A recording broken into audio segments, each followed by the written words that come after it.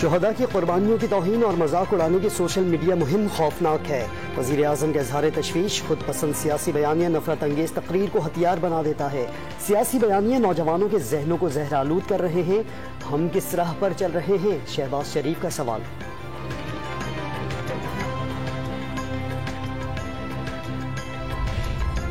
مجرموں کے گروہ کو امریکی سازش سے حکومت میں لایا گیا۔ ہر دور کا اپنا یزید ہوتا ہے۔ پاکستان یزیدیت اور فسطائیت کے نرغے میں ہے۔ عمران خان کا الزام، 13 اگست جلسے میں فسطائیت سے نمٹنے کا اعلان ہوگا۔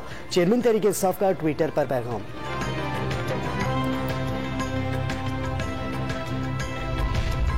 بلدیاتی اور ضمنی انتخابات میں امیدواروں اور جماعتوں نے بھاری پیسہ خرچ کیا۔ پیسے کی وجہ سے پاکستان کی اکثریتی آبادی الیکشن لڑنے سے محروم ہے۔ سیاست میں پیسے کے استعمال سے متعلق فافن کی رپورٹ جاری۔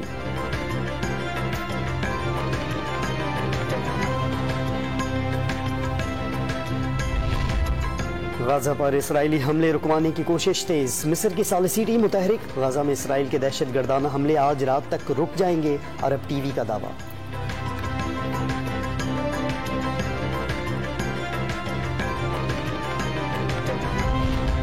اور کامن ویلتھ گیمز میں پاکستانی ایتھلیٹ ارشد ندیم آج جیولن تھرو مقابلوں کے فائنل میں ان ایکشن ہوں گے۔ ارشد ندیم کے جم میں بھرپور ٹریننگ۔ محمد شریف طاہر نے ریسلنگ میں چاندی کا تمغہ اپنے نام کر لیا۔